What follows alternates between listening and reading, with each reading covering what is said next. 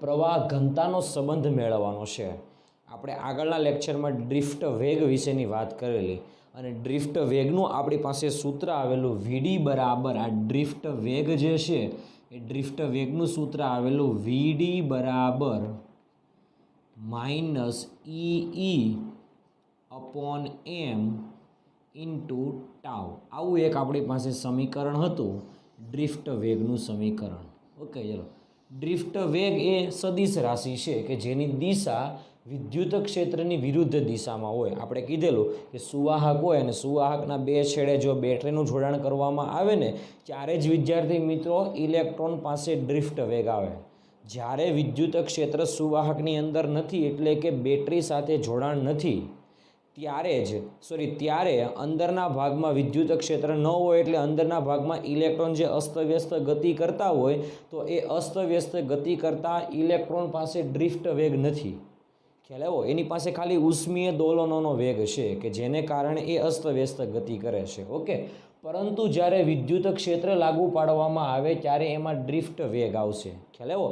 એટલે ઇલેક્ટ્રોન જે છે એ વિદ્યુત ક્ષેત્રની વિરુદ્ધમાં થોડોક ખસેડાય છે એટલે કે થોડોક ઘસેડાય છે।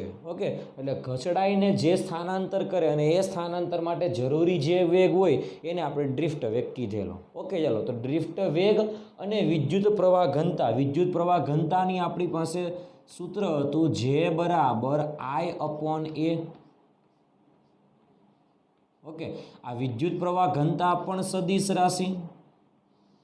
ખ્યાલ આવ્યો કે જેની દિશા ક્ષેત્રફળ સદિશની દિશામાં હોય। ખ્યાલ આવ્યો? કારણ કે વિદ્યુત પ્રવાહ અદિશ રાશિ, ક્ષેત્રફળ સદિશ રાશિ માટે વિદ્યુત પ્રવાહ ઘનતા સદિશ રાશિ થશે। હવે આપણે આ વીડી અને જેનો સંબંધ મેળવવાનો છે। ખ્યાલ આવ્યો? એટલે આપણી થિયરી બનશે ડ્રિફ્ટ વેગ અને વિદ્યુત પ્રવાહ ઘનતા એટલે પ્રવાહ ઘનતા વચ્ચેનો સંબંધ મેળવવાનો છે। ખ્યાલ આવ્યો? ઓકે, ચાલો આપણે આગળના લેક્ચરમાં વાત કરેલી કે જો તમારી પાસે એક નળાકારીય સુવાહક છે તો આ નળાકારીય સુવાહક આપણે પહેલા પ્રથમ કહી દઈએ કે આ એક નળાકારીય સુવાહક છે। ઓકે, એમાં આપણે વાત કરેલી કે લેટિસ બિંદુઓ ઉપર ધન આયન ગોઠવાયેલા હોય। વિદ્યાર્થી મિત્રો, ધારો કે કોઈ પણ ધાતુ છે, કોપર લઈ લઈએ, કોપરની બાહ્યતમ કક્ષામાં એક ઇલેક્ટ્રોન છે તો એ જે એક ઇલેક્ટ્રોન છે એ મુક્ત ઇલેક્ટ્રોન છે એટલે જો એક ઇલેક્ટ્રોન ગુમાવે તો એ જે કોપર છે એ ધન વિદ્યુત ભારિત થશે। ખ્યાલ આવ્યો?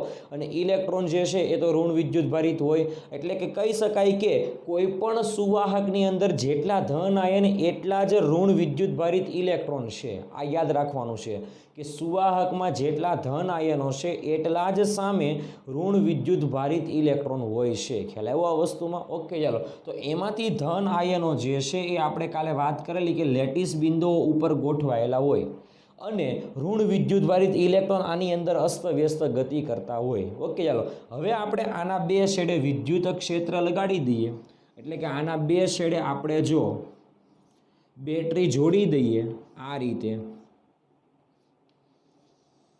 તો નિયમ પ્રમાણે અહીંયા માઇનસ અને અહીંયા પ્લસ એટલે અહીંયા આગળ પ્લસ વિદ્યુતભાર પ્રસ્થાપિત થશે નળાકારના આ છેડે અને અહીંયા આગળ ઋણ વિદ્યુત ભારિત। ઓકે, એટલે અંદરના ભાગમાં એક વિદ્યુત ક્ષેત્ર ઉત્પન્ન થશે જે આ દિશામાં હશે। અંદરના ભાગમાં વિદ્યુત ક્ષેત્ર જે હશે એ આ દિશામાં હશે। આપણે માની લઈએ વિદ્યુત ક્ષેત્ર ઈ છે એ આ દિશામાં હશે। ખ્યાલ આવ્યો આ વસ્તુમાં વિદ્યાર્થી મિત્રો? ઓકે, ચાલો જ્યારે વિદ્યુત ક્ષેત્ર નહોતું ત્યારે ઇલેક્ટ્રોન અસ્તવ્યસ્ત ગતિ કરતા હતા। જ્યારે આમાં વિદ્યુત ક્ષેત્ર લાગુ પાડવામાં આવે તો ઇલેક્ટ્રોન જે છે એ થોડુંક ખસેડાશે એટલે એ ઇલેક્ટ્રોનની અંદર ડ્રિફ્ટ વેગ આવશે અને એ ડ્રિફ્ટ વેગ આપણે કહીએ આ દિશામાં હશે કે ઇલેક્ટ્રોન વિદ્યુત ક્ષેત્રની વિરુદ્ધ દિશામાં એટલે આપણે કહી શકાય કે ડ્રિફ્ટ વેગ જે છે વીડી એ આ દિશામાં હશે। ખ્યાલ આવ્યો? ડ્રિફ્ટ વેગ એ કઈ રાશિ છે? સદિશ રાશિ છે એટલે ડ્રિફ્ટ વેગ આ દિશામાં, વિદ્યુત ક્ષેત્ર આ દિશામાં। ખ્યાલ આવ્યો આ વસ્તુમાં વિદ્યાર્થી મિત્રો? ઓકે, ચાલો હવે આપણે ડ્રિફ્ટ વેગ અને વિદ્યુત પ્રવાહ ઘનતાનો સંબંધ મેળવવાનો છે એ પહેલાં તમારે આની અંદર એક બહુ નાની એવી કલ્પના કરવાની છે। ઓકે, ચાલો આપણી પાસે એક આ નળાકારીય સુવાહક છે।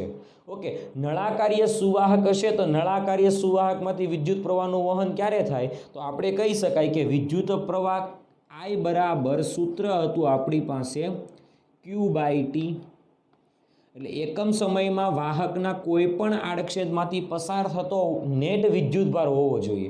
એટલે પસાર થતો વિદ્યુતભારનો જથ્થો કુલ હોવો જોઈએ. ઓકે, જો આમાં ક્ષેત્ર હાજર ન હોય એટલે આના બે છેડે જો આપણે બેટરી ન જોડી હોય તો આની અંદર જેટલા આડછેદ છે એ બધા જ આડછેદમાંથી ઇલેક્ટ્રોન જેટલા આ સાઈડ આવે એટલા જ ઇલેક્ટ્રોન આ સાઈડ જાય છે. એટલે જેટલો ધન વિદ્યુતભાર અથવા જેટલો ઋણ વિદ્યુતભાર આમ આવે એટલો ધન અથવા એટલો ઋણ વિદ્યુતભાર આમ જશે. ખ્યાલ આવ્યો? એટલે આપણે એવું કહી શકાય કે આની અંદર પ્રવાહનું નિર્માણ થશે નહીં, પરંતુ જો બેટરી જોડી દેવામાં આવે તો વિદ્યુત પ્રવાહનું નિર્માણ થશે, કારણ કે કોઈ આડછેદમાંથી નેટ વિદ્યુતભાર પસાર થશે. ખ્યાલ આવ્યો આ વસ્તુમાં? એ કઈ રીતે હોય તો એના વિશે આપણે હમણાં જોશું. ઓકે, ચાલો. પરંતુ જો ટી સમય ન હોય પણ ડેલ્ટા ટી સમય હોય, એટલે સમયનો આપણે કોઈ સમયગાળો લઈ લઈએ તો ડેલ્ટા ટી સમયમાં પસાર થતો વિદ્યુતભાર જો ડેલ્ટા ક્યુ હોય તો વિદ્યુત પ્રવાહ આઈ બરાબર સૂત્ર આવશે ડેલ્ટા ક્યુ અપોન ડેલ્ટા ટી. આ યાદ રાખવાનું છે પહેલાં પ્રથમ. ખ્યાલ આવ્યો આ વસ્તુમાં? ઓકે, ચાલો. જો તમને ડેલ્ટા ક્યુ એટલે કે વાહકના આડછેદમાંથી, એટલે કહી શકાય કે જ્યાં ડેલ્ટા ક્યુ બરાબર વાહકના આડછેદમાંથી પસાર થતો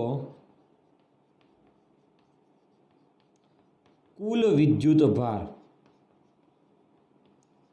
નેટ વિદ્યુતભાર હશે કે જેને ડેલ્ટા ક્યુ કહેવાય. ઓકે, અને ડેલ્ટા ક્યુ એટલે આપણી પાસે ક્યુ બરાબર એની સૂત્ર હતું તો ડેલ્ટા ક્યુ બરાબર આપણે એન ઈ, એટલે જો એક ઇલેક્ટ્રોન પસાર થાય તો એક ઈ જેટલો વિદ્યુતભાર પસાર થયો એમ કહેવાય. બે ઇલેક્ટ્રોન પસાર થાય તો 2 ઈ જેટલો, 100 ઇલેક્ટ્રોન પસાર થાય તો 100 ઈ જેટલો વિદ્યુતભાર પસાર થાય છે. એટલે એન એટલે શું છે તો કે વાહકના આડછેદમાંથી પસાર થતા ઇલેક્ટ્રોનની સંખ્યા છે. ખ્યાલ આવ્યો? એને તમે જો ઈ વડે ગુણાકાર કરી દેશો તો નેટ વિદ્યુતભાર કેટલો છે એ આપણને ખબર પડશે. ખ્યાલ આવ્યો આ વસ્તુમાં? કારણ કે અહીંયા આગળ વાહક છે, વાહકમાં વિદ્યુતનું વહન મુક્ત ઇલેક્ટ્રોન દ્વારા થાય છે. આ પહેલી વસ્તુ છે. ખ્યાલ આવ્યો આ વસ્તુમાં? ઓકે, ચાલો. હવે તમારે કલ્પના કરવાની છે કે આ જે આડછેદ આ જે સુવાહક છે એ સુવાહકમાં તમારે અહીંયા આગળ એક આડછેદની કલ્પના કરવાની છે આ રીતે.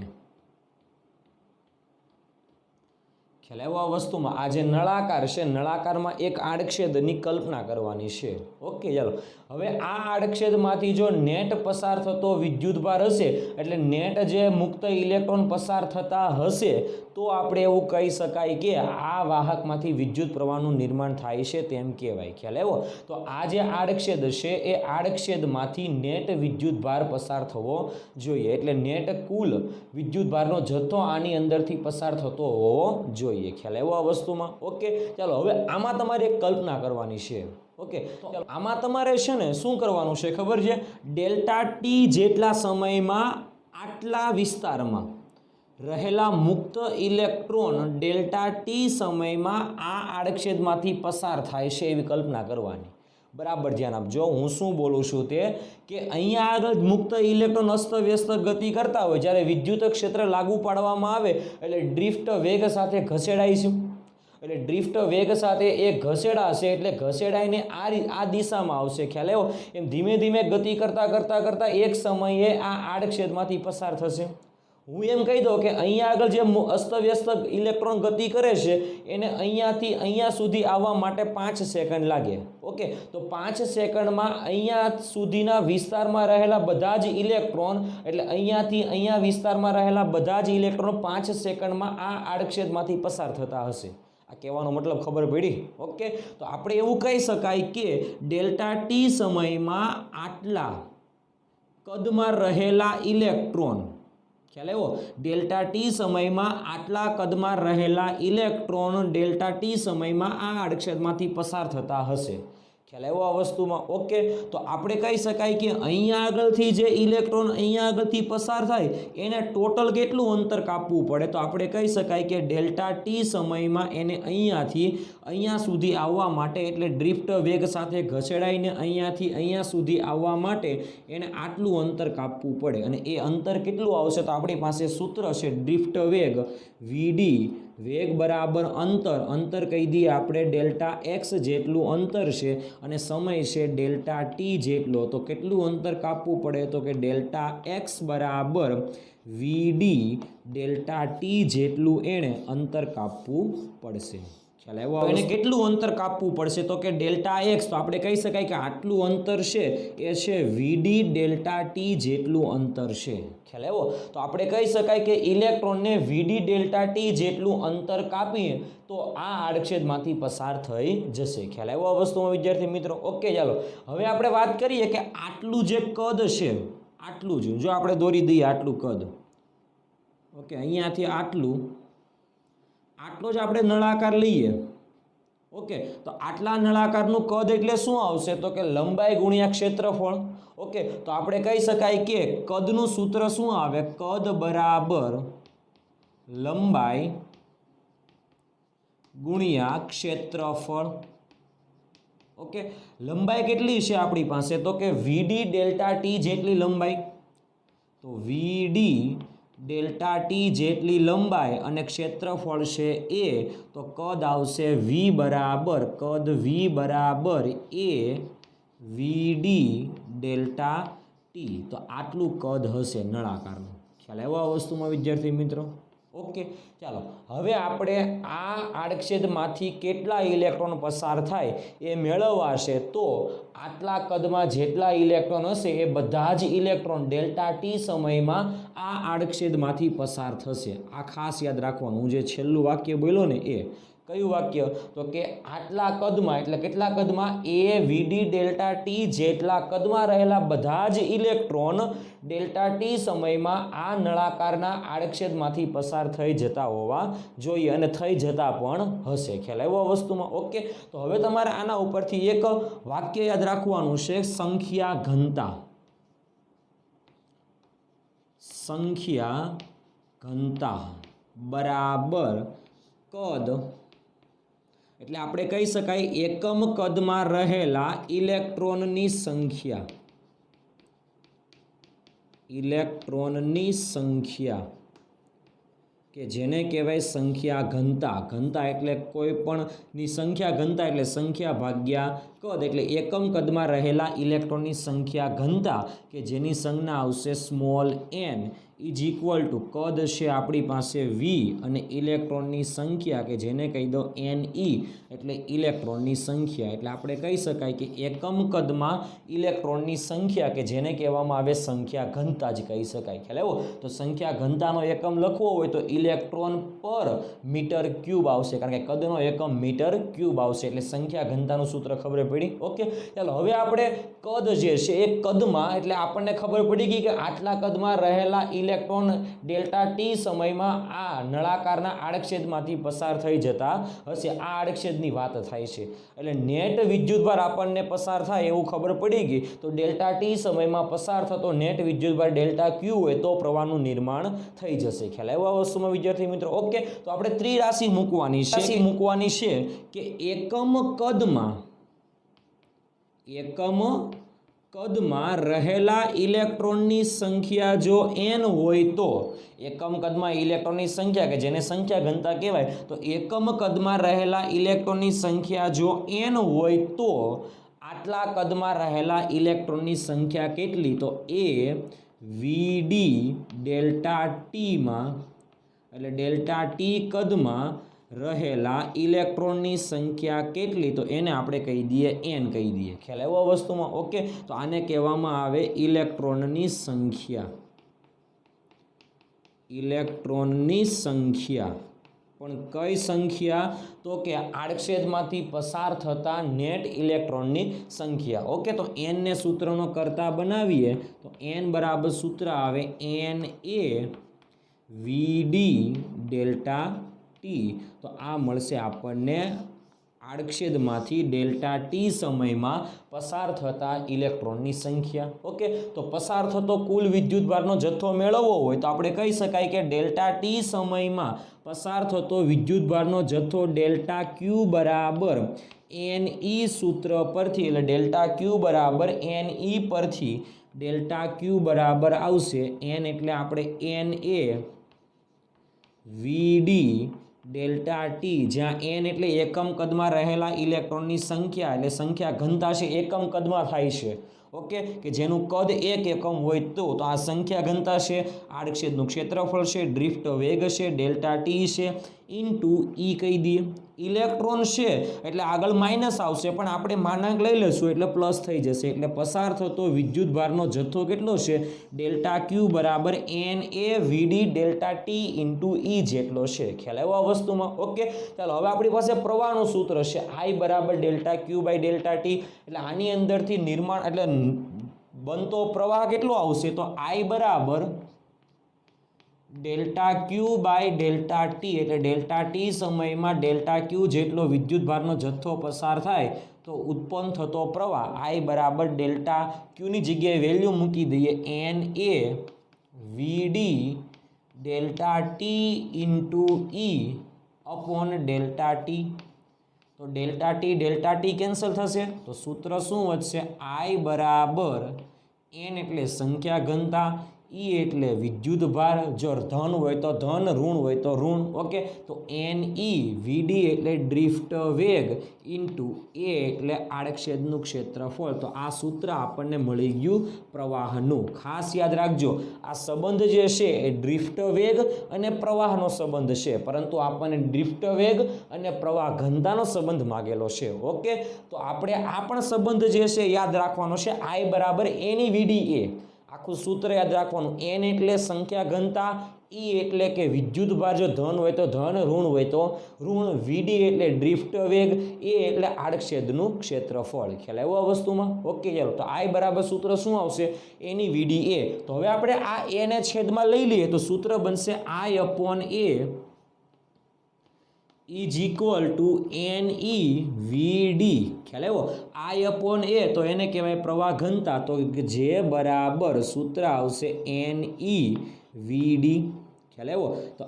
તો જે બરાબર સૂત્ર આવે એની વીડી, પણ આઈ બરાબર સૂત્ર આવશે એની વીડી એ, અને જે બરાબર એની વીડી, જ્યાં એન એટલે સંખ્યા ઘનતા, ઈ એટલે વિદ્યુત ભાર, વીડી એટલે ડ્રિફ્ટ વેગ થશે. ખ્યાલ આવ્યો આ વસ્તુમાં? ઓકે, તો જે બરાબર સૂત્ર આવ્યું એન ઈ વીડી.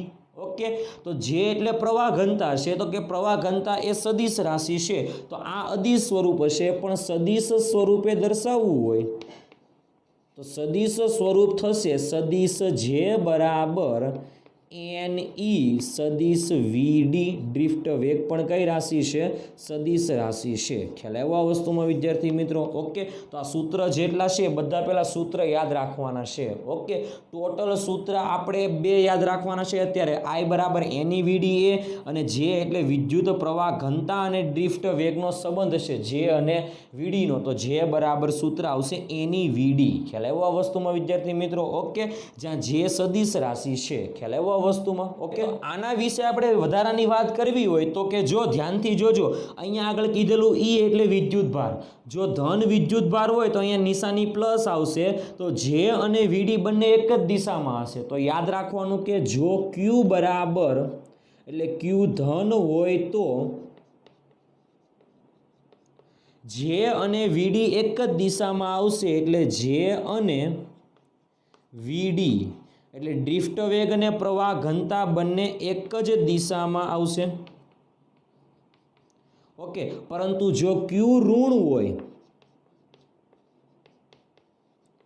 એટલે આગળ માઇનસ આવશે, એટલે વિદ્યુત પ્રવાહ ઘનતા અને ડ્રિફ્ટ વેગ બંને વિરુદ્ધ દિશામાં, એટલે જે અને વીડી વિરુદ્ધ હશે, એટલે વિરુદ્ધ દિશામાં હશે. ખ્યાલ આવ્યો આ વસ્તુમાં? ઓકે, તો ક્યુ ધન અને ક્યુ ઋણની વાત પણ કરી શકાય. એટલે જે બરાબર એની વીડીના સૂત્ર ઉપરથી આપણને ખબર પડશે કે જો ક્યુ ધન હોય તો ડ્રિફ્ટ વેગ અને વિદ્યુત પ્રવાહ ઘનતા બંને એક જ દિશામાં, અને જો ક્યુ ઋણ હોય એટલે વિદ્યુત ભાર ઋણ હોય તો જે અને વીડી એટલે પ્રવાહ ઘનતા અને ડ્રિફ્ટ વેગ બંને વિરુદ્ધ દિશામાં હશે. ખ્યાલ આવ્યો આ વસ્તુમાં? ઓકે, તો આ હતી આપણી થિયરી ડ્રિફ્ટ વેગ અને વિદ્યુત પ્રવાહ ઘનતા વચ્ચેનો સંબંધ. ખ્યાલ આવ્યો આ વસ્તુમાં? સૂત્ર ખાસ યાદ રાખવાના છે આ થિયરીમાં. Okay, thank you. ઓકે વિદ્યાર્થી મિત્રો, તો હવે આપણે વાહકતા અને અવરોધકતાનો તાપમાન પરનો આધાર કઈ રીતે છે એની વાત કરવાની છે. ઓકે, હમણાં આપણે આગળ વિદ્યુત પ્રવાહ ઘનતા અને ડ્રિફ્ટ વેગનો સંબંધ હતો, જે બરાબર આપણે કહી શકાય કે જે બરાબર એની વીડી. ઓકે, જ્યાં વીડી એટલે ડ્રિફ્ટ વેગ કહેવાય, એનું સૂત્ર આપણી પાસે હતું NE. હવે મૂલ્ય જ મૂકવાનું છે. વીડી એટલે આપણી પાસે સૂત્ર હતું EE upon m into tau, જ્યાં ટાવ એટલે રિલેક્સેશન સમય, બે ક્રમિક અથડામણો વચ્ચેનો સમયગાળો કે જ્યારે અથડામણ ન થતી હોય ત્યારે. ઓકે, તો બે ક્રમિક અથડામણો વચ્ચેનો સમયગાળો કે જ્યારે રિલેક્સેશન સમય કહેવાય. ઓકે, E ઇન્ટુ E એટલે E સ્ક્વેર, એટલે સૂત્ર બનશે N E square E upon m into tau. Okay, ચાલો, જે બરાબર આપણી પાસે સૂત્ર હતું આ જે બરાબર વિદ્યુત પ્રવાહ ઘનતા છે, તો જે બરાબર આપણી પાસે સૂત્ર હતું ઓહમના નિયમનું સદિશ સ્વરૂપ, જે બરાબર સિગ્મા E. ઓકે, તો આપણે મૂકી શકાય જે બરાબર sigma E is equal two સૂત્ર બનશે N E square E upon m into tau. ખ્યાલ આવ્યો? E કેન્સલ, તો સૂત્ર આવશે સિગ્મા બરાબર N E square tau upon m. તો આ મળી ગયું આપણને પ્રવાહ ઘનતા, વાહકતાનું સૂત્ર. ખ્યાલ આવ્યો? સિગ્મા બરાબર N E square tau upon m. ખ્યાલ આવ્યો આ વસ્તુમાં? ઓકે, ચલો, આ વાહકતા કહેવાય. ખ્યાલ આવ્યો આ વસ્તુમાં? વાહકતા અને અવરોધકતા એકબીજાના વ્યસ્ત પ્રમાણમાં છે, તો અહીંયા આગળ વાહકતાનું સૂત્ર છે, તો આપણે કહી શકાય કે રો એટલે અવરોધકતા. આ જે સૂત્ર મળ્યું એ આપણને વાહકતાનું સૂત્ર મળ્યું.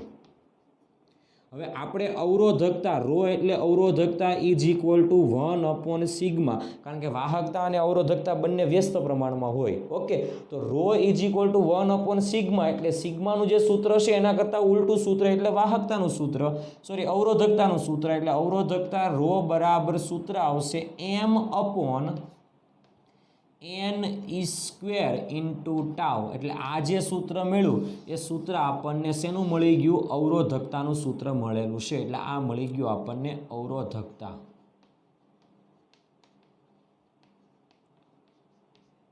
ખ્યાલ આવ્યો આ વસ્તુમાં વિદ્યાર્થી મિત્રો? ઓકે, ચલો, હવે એમાં જે ધાતુ જે છે, આ ધાતુ માટે ખાસ યાદ રાખવાનું છે. ઓકે, સુવાહક માટેની વાત થાય છે, તો ધાતુ માટે n એટલે કે આપણે વાત કરેલી એકમ કદમાં રહેલા ઇલેક્ટ્રોનની સંખ્યા, તો એમાં જેટલા ધન આયન હશે એટલા સામે ઇલેક્ટ્રોન હશે. એ આપણે આ થિયરી, આગળની થિયરીની શરૂઆતમાં જ કીધેલું. ઓકે, તો પ્રવાહ ઘનતા સંખ્યા ઘનતા બદલાશે નહીં, ઇલેક્ટ્રોન પરનો વિદ્યુતભાર એ બદલાશે નહીં, એટલે E પણ બદલાશે નહીં, એમ દળ પણ બદલાશે નહીં. ટાવ એટલે રિલેક્સેશન સમય છે. ખ્યાલ આવ્યો આ વસ્તુમાં? એટલે બે ક્રમિક અથડામણો વચ્ચેનો સમયગાળો. જો કોઈ પણ ધાતુ જે છે એ ધાતુનું તાપમાન વધારવામાં આવે તો એ જે ઇલેક્ટ્રોન જે છે અસ્તવ્યસ્ત ગતિ કરતો હોય ત્યારે ગતિ દરમિયાન જ્યારે અથડાય છે, ઓકે, તો હવે જ્યારે આપણે એને ગરમ કરીએ તો એ વધારે ઝડપથી ગતિ કરશે. ખ્યાલ આવ્યો? એટલે પહેલાં ધીરે ધીરે ગતિ કરતો હોય, એટલે બે ક્રમિક અથડામણો વચ્ચેનો સમયગાળો વધારે હોય, પણ જો એને ગરમ કરવામાં આવે તો એ ઝડપથી ગતિ કરે, અને ઝડપથી ગતિ કરે એટલે એકવાર અથડાયા પછી બીજી વાર અથડામણ તરત જ અનુભવે, એટલે કે બે ક્રમિક અથડામણો વચ્ચેનો સમયગાળો ઘટશે. ખાસ યાદ રાખવાનું છે આ વાક્ય જે બોલ્યો ને એ, કે જ્યારે ધાતુનું તાપમાન એટલે ધાતુ પદાર્થનું તાપમાન વધારીએ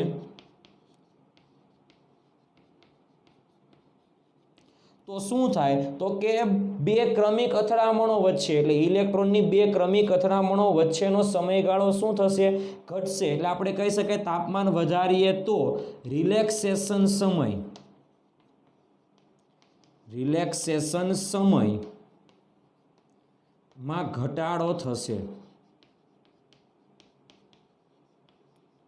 ખ્યાલ આવ્યો આ વસ્તુમાં? અને રિલેક્સેશન સમય ઘટશે તો વાહકતા ઘટશે. ખ્યાલ આવ્યો આ વસ્તુમાં? કારણ કે બંને કેવા પ્રમાણમાં છે? સમપ્રમાણમાં છે. એટલે આપણે કહી શકાય કે જો તાપમાન વધારવામાં આવે, પહેલાં આ જ યાદ રાખવાનું છે કે જો તાપમાન વધારવામાં આવે, ખ્યાલ આવ્યો, તો રિલેક્સેશન સમય ટાવમાં ઘટાડો થશે. આ બે વસ્તુ પહેલાં યાદ રાખવાની છે કે જો તાપમાન વધે તો રિલેક્સેશન સમય ઘટશે. ખ્યાલ આવ્યો આ વસ્તુમાં? બંને વ્યસ્ત પ્રમાણમાં છે. ઓકે, ચાલો હવે આપણે વાત કરીએ વાહકતામાં. એન કોન્સ્ટન્ટ, ઈ કોન્સ્ટન્ટ અને એમ કોન્સ્ટન્ટ હશે એટલે આપણે વાત કરીએ કે આ બંને સમીકરણમાં એન, ઈ અને એમ એ અચળ છે એટલે બદલાશે નહીં. ઓકે, તો જે રિલેક્સેશન સમય છે એ આની સાથે સમપ્રમાણમાં છે અને અહીંયા આગળ રિલેક્સેશન સમય એ અવરોધકતાના વ્યસ્ત પ્રમાણમાં છે એટલે આપણે કહી શકાય કે માટે સિગ્મા સમપ્રમાણમાં ટાવ છે. ખ્યાલ આવ્યો? એટલે રિલેક્સેશન સમય એ વાહકતાના સમપ્રમાણમાં છે. ખ્યાલ આવ્યો? એટલે જો તાપમાન વધે તો રિલેક્સેશન સમય ઘટે, રિલેક્સેશન સમય ઘટશે તો વાહકતા ઘટશે. ખ્યાલ આવ્યો આ વસ્તુમાં? ઓકે, તો હવે આપણે લખી શકાય કે જો ધાતુનું તાપમાન વધારીએ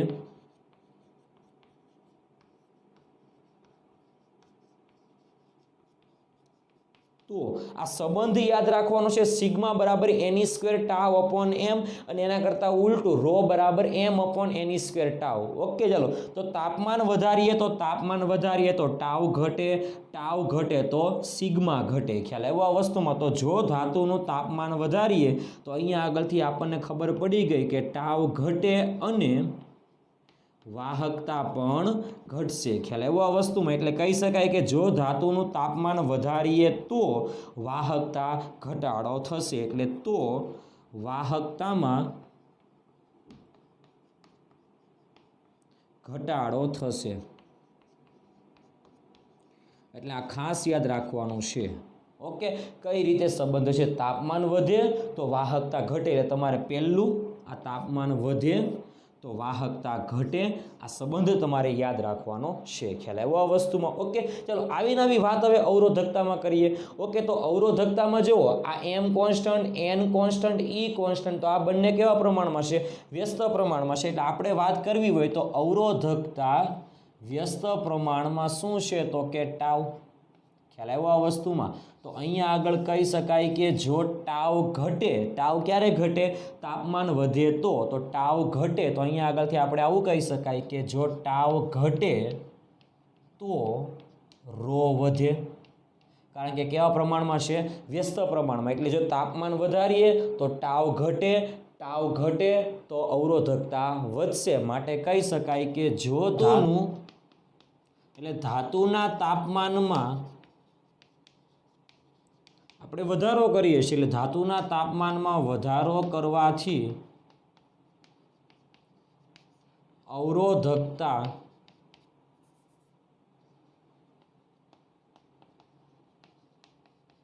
તામાં પણ વધારો થશે. એટલે ખાસ યાદ રાખજો, સાબિતીમાં જે ડબલ યુનિટમાં જરૂર પડશે કે ધાતુનું તાપમાન જો વધારીએ તો વાહકતા ઘટશે અને વાહકતા ઘટે ને તો આરામથી ખબર પડે કે અવરોધકતામાં વધારો થાય. ખ્યાલ આવ્યો? એટલે તાપમાન જો વધશે તો અવરોધકતામાં વધારો થશે અને તાપમાન ઘટશે તો અવરોધકતામાં ઘટાડો થશે. ઓકે, પરંતુ વાહકતા એના કરતાં વ્યસ્ત થશે. જો તાપમાન વધશે તો વાહકતા ઘટશે એટલે અવરોધકતા વધશે. તાપમાન ઘટશે તો વાહકતા વધશે અને અવરોધકતા પણ ઘટશે. ખ્યાલ આવ્યો આ વસ્તુમાં? એટલે અવરોધકતા અને વાહકતા પાછું વ્યસ્ત પ્રમાણમાં છે. ખ્યાલ આવ્યો? કારણ કે આપણી પાસે સૂત્ર છે રો બરાબર 1/σ. ખ્યાલ આવ્યો આ વસ્તુમાં વિદ્યાર્થી મિત્રો? ઓકે, તો આ હતું આપણું વાહકતા અને અવરોધકતાનો તાપમાન પરનો આધાર. પણ કોના માટે? તો કે ધાતુ પદાર્થ માટેની જ ખાલી વાત થાય છે. આ બધું ધાતુ માટેની વાત થાય છે એટલા માટે ઉલ્લેખ કરેલો છે કે જો ધાતુ પદાર્થના તાપમાનમાં વધારો કરીએ ને તો રિલેક્સેશન સમયમાં ઘટાડો થાય છે. ઓકે, અને રિલેક્સેશનના સમયમાં ઘટાડો થાય એટલે ટાવ ઘટે તો જ આ બધી કન્ડિશન કહી શકાય. ખ્યાલ આવ્યો આ વસ્તુમાં? એટલે એક ઉપર બીજાનો આધાર છે એ ખાસ યાદ રાખજો. ઓકે, તો આ હતી આપણી વાહકતા અને અવરોધકતાના તાપમાન પરનો આધાર. Okay, thank you.